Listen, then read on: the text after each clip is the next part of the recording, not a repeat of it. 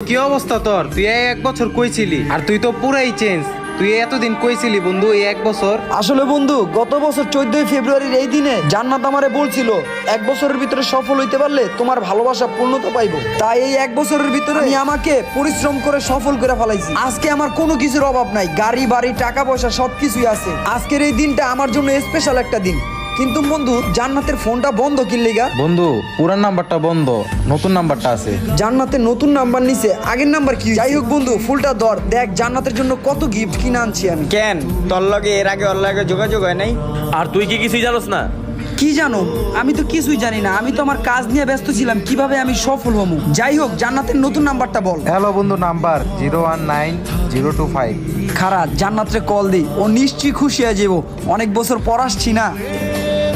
Hello জান্নাত, আমি রাসেল, চিনছো আমারে? ফোনটা কাইটা দিল বন্ধু, ও মনে হয় আমার চিনতে পারে নাই।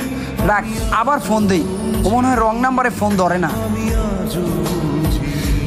আপনি যে নাম্বারটিতে কল করেছেন তাতে ব্যস্ত আছেন।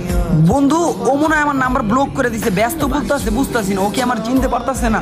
আসলে বন্ধু তোর যে বেস্ট ফ্রেন্ড ছিল রনি। ও রনি, আচ্ছা রনির কি অবস্থা? রনির কোনো খোঁজ খবর নাই, ও আমার বেস্ট ফ্রেন্ড ছিল, ওর কোনো দেখাই পাইতাছি না। ওকো তুই যাওয়ার পরে রনি জান্নাতরে বিয়া করে লাইছে। কি? রনি জান্নাতরে বিয়া করে ফেলাইছে? তোর তো কোনো খোঁজ খবর ছিল না। রনির সাথে ওর পারিবারিক ভাবে বিয়ে হয়ে গেছে। ওই আমার বন্ধু, ও কেমনে পারলো ওরে বিয়া করতে? ও জানতো না আমি ওরে পাগলের মতো ভালোবাসতাম। বন্ধু আমি জানি তোর মনের ভিতরে কি চলতেছে, ভাঙ্গা পড়িস না বন্ধু। ওই রাসেল তোর কি হইছে? এই রাসেল বন্ধু তোর কি হইছে? এই রাসেল কথা কও, কি হইছে?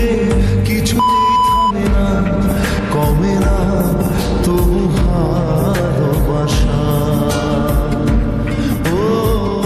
জান্নাত ধোকাবাজ, আশা রোদ ওঠে না, জান্নাত রে কাইটটা দিলাম আমার জীবন থেকে। কুয়াশা। এই ফুলেই লুকিয়ে ছিল জান্নাতের মিথ্যে ভালোবাসা। লেখো এ কোন কাহিনী, ওই ভাই জান্নাতের বিয়ার ফুল, এই লন জান্নাতের বিয়ার ফুল। ভাই পাগল হতে যা, পানি মারলাম। ওই রিপন ভাই, এর এই অবস্থা কেমনে হইলো? জান্নাত নামের একটা মেয়ের সাথে প্রেম করতো, তার সাথে প্রেম করে ছেঁকা খায় পাগল হয়ে গেছে। কি করবো?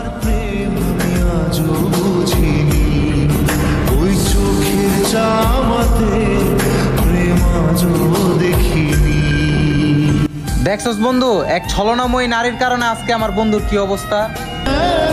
কাছে আসতে পারিনি। কি বুঝলেন ভাই? আর কাউকে ভালোবাসবেন, সফলতা অর্জন করে তারপরে কাউকে ভালোবাসতে যেন। তার আগে ভালোবাসতে গেলে দিন শেষে আপনার এই অবস্থাই হবে। আর ভিডিওটি আপনাদের কাছে কেমন লাগলো কমেন্টে জানান। যদি ভালো লেগে থাকে তাহলে একটা শেয়ার করে দিন। ধন্যবাদ।